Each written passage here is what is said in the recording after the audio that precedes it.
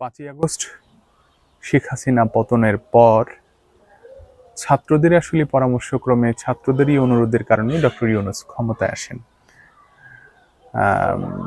এখন ভারতে বসে শেখ হাসিনা যে ধরনের বাণী প্রচার করে থাকেন, যে ধরনের কথাবার্তা বলে থাকেন, শেখ হাসিনার সব থেকে বড় ক্ষোভটা হচ্ছে আসলে ডক্টর ইউনূসের প্রতি। আমি আসলে কেন জানি না, আমি মনে করেছিলাম যে উনি বিএনপির বিরোধিতা করে ইনি কথা বলবেন, জামাত ইসলামের বিরোধিতা করে উনি কথা বলবেন না, ডক্টর ইউনূসের প্রতি ক্ষোভ রেখে উনি কথাবার্তা বলে থাকেন। এই অভ্যুত্থানে আমি যদি ভুল না করে থাকি, বাংলাদেশের জাতীয় নেতৃবৃন্দ এবং গুরুত্বপূর্ণ ব্যক্তিদের মধ্যে সব থেকে কম অবদান, একবারে কোনো অবদান নেই বলা চলে, এটা হচ্ছে ডক্টর ইউনূসের।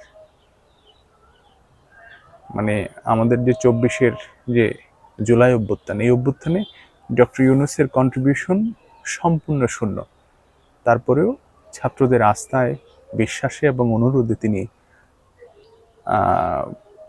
আমাদের কাছে রাষ্ট্র পরিচালনার দায়িত্ব নিয়েছেন। তো অভ্যুত্থানে তো ওনার আসলে হাত নেই। আওয়ামী লীগ সমর্থিত অনেক মানুষই আসলে এই অন্তর্বর্তী সরকারে আছেন, যারা শেখ হাসিনার ভালোবাসা, স্নেহে জীবনযাপন করেছেন। এরকম অনেক মানুষই আছে। ডক্টর ইউনূসের প্রতি আসলে এত ক্ষোভ কেন? ডক্টর ইউনূস দেশের এই ক্লান্তি কালে উনি আমাদের দেশের জন্য একটা গুরুত্বপূর্ণ ব্যক্তি হয়ে আমাদের সামনে আবির্ভাব হয়েছেন। এজন্য বাংলাদেশ এবং বাঙালি জাতি ওনার প্রতি, এজন্য বাংলাদেশের মানুষরা ওনার প্রতি আজীবন কৃতজ্ঞ থাকবে।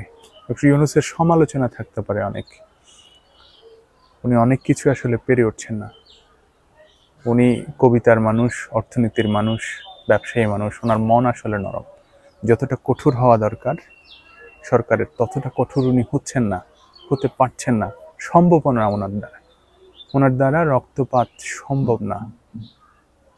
উনি কেবল বুঝিয়ে শুনিয়ে মানুষকে যতটুকু ভালো করতে পারেন, যতটুকু ভালো বের করতে পারেন, ওনার প্রক্রিয়াটাই হচ্ছে এরকম। তারপরেও মানুষজন ওনাকে নিয়ে সমালোচনা করে।